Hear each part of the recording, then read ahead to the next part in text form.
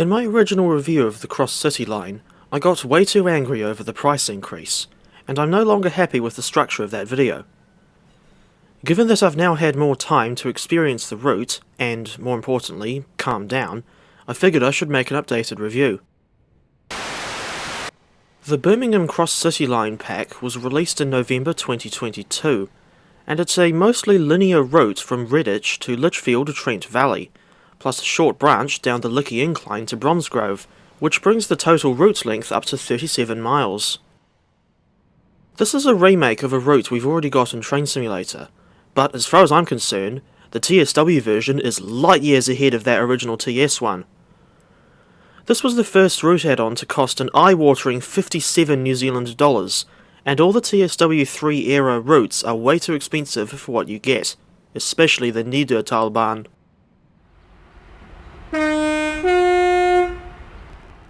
Only one train comes with this route, in the form of the Class 323 electric multiple unit.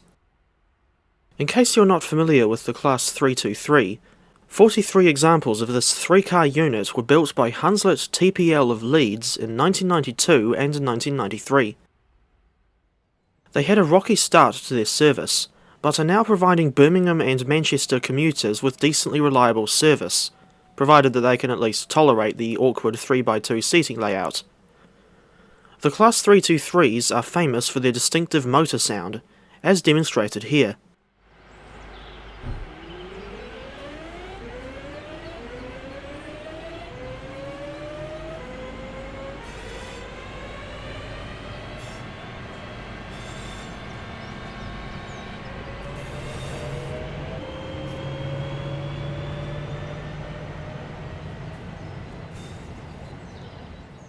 Seventeen of these units are in the Northern Fleet and based in the Manchester area, while the remaining 26 are allocated to Soho Depot and used in the Birmingham area. The Class 323 was later reused in the Glossop Line add-on, albeit with a reskin in the Northern livery. Personally, I think they should have set that route in the late 1980s and included a Class 303 or 308 instead. The 323 in the original TS version had awful sounds. I mean, even though they were recorded from a real 323, they were just edited really badly. But thankfully, the sounds were significantly improved for the TSW remake. This newer version of the 323 is supplied in West Midlands Railway livery, and you'll see WMR branding all throughout the route. Considering that DTG managed to get a licensing deal with WMR, I just hoped that, at some point, they'll also make Birmingham Snow Hill to Worcester Foregate Street, plus the tiny Stourbridge Town branch, as a TSW add-on, complete with the Class 139 and at least 2 variants of the Class 172 Turbostar, preferably the 172-2 and 172-3. While the route is quite short, in the grand scheme of things, at least Dovetail actually included the entire cross-city line, instead of chopping bits off unnecessarily. That's what they did with Great Western Express, East Coastway, and Hauptstrecke Rhein-Ruhr, amongst a lot of other examples. This route is set in 2019, and it uses the timetable from that year. Incidentally, the electrification was only extended to Bromsgrove in 2018, and now we have the bizarre sight of EMUs effortlessly ascending the 1 in 37 Licky Incline. Back in the steam era, they had a large 010 tender engine based at Bromsgrove Shed for banking duties, and the incline was a much harder nut to crack back in those days. I thought that the strangest section of the route was between Longbridge and Kings Norton. This section has 4 tracks, but only the outer 2 are electrified, while the fast lines are diesel only. The timetable is based on the May 2019 schedule, with not all services going all the way down to Redditch and Bromsgrove, or all the way up to Lichfield Trent Valley. Some of them only go as far south as Longbridge and as far north as Four Oaks. This is realistic as it provides a more frequent service on the core section of the route. I find that this route is pretty difficult to drive on, with varying and inconsistent distances between stations, and numerous steep inclines to boot. The gradients average between 1 in 80 and 1 in 100, with the Licky incline being the steepest part of the route.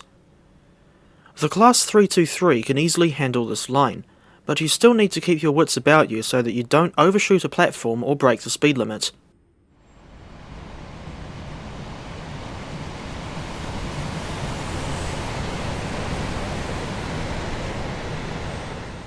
This is not a route for those who just like to do shorter runs, as it takes at least an hour and 10 minutes to go from Lichfield Trent Valley down to Redditch or Bromsgrove, and vice versa.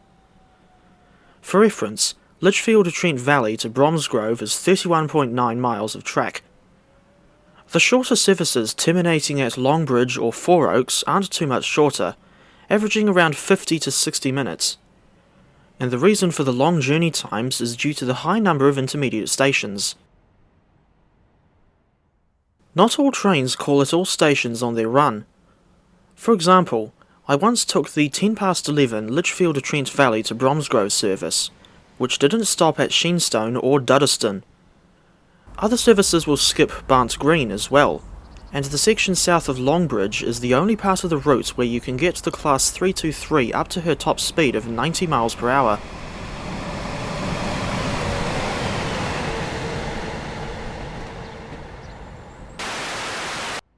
There is a floating catenary mast just down the line from Lichfield City.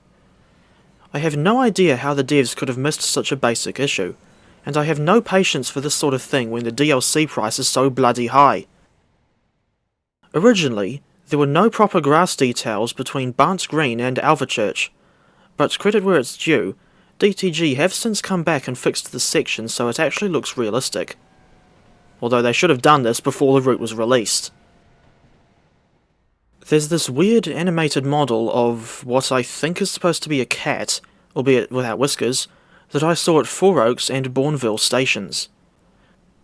I'm not entirely sure what this thing is doing here, since it doesn't really add anything to the immersion, and I can't imagine stray cats would it just be roaming around at a railway station in real life. I thought Felix from Huddersfield didn't count because she technically isn't a stray. It's an admittedly minor issue, but I saw that the low-level platforms at Lichfield Trent Valley have the wrong signs. They should have London North Western Railway branding, not the West Midlands branding. Another issue I noticed was with the passenger information screens at Bourneville. They are in the wrong place, and have an unrealistically low head clearance beneath them. But aside from that, the station is still a fairly accurate recreation of the real thing, and the reason why it's painted purple is because of the nearby Cadbury chocolate factory. But I don't eat that stuff because it hurts my teeth, no doubt a result of the excessively high sugar content. There's a weird, for want of a better word, bug, where you'll sometimes see NPCs spawning on the platform. This is visible at least 2 stations, Lichfield Trent Valley and Erdington. And speaking of Erdington, some of the distance scenery is pretty lousy, with the same building models copied and pasted several times over. This seems to be a common trend with TSW routes, and I can't say I'm surprised to see it here.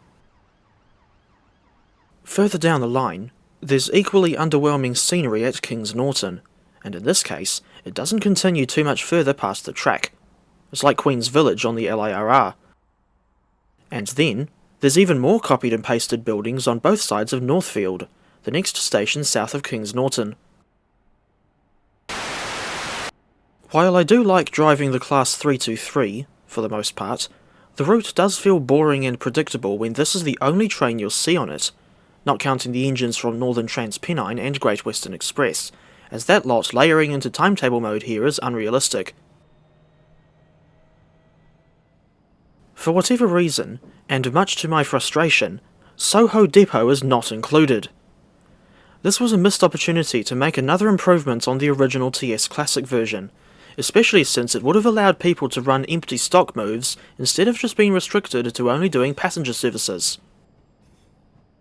The section through Birmingham New Street is easily the weakest part of the route, as the station looks unrealistically quiet when the only trains present are Class 323s. In real life, the station is also served by Avanti West Coast, London North Western Railway, Transport for Wales, and cross-country trains. I think Dovetail should have included the Class 170 Turbostar as well as the 323, or at least make the 170 as a separately sold add-on, since West Midlands Railway uses some of those 2 or 3 car DMUs for services to non-electrified destinations such as Great Malvern and Hereford. Those services share the Birmingham to Bromsgrove section with the 323s. While the scenery does change a fair bit throughout the route, it still feels boring because of the non-existent service variation. Although it wouldn't be realistic for the 2019 timetable, I'd still like to see Dovetail make the Class 730 Aventura as an add-on for this route. Although I dare say that would require a whole new timetable, something Dovetail has done in the past on the East Coastway and Cone to Aachen routes.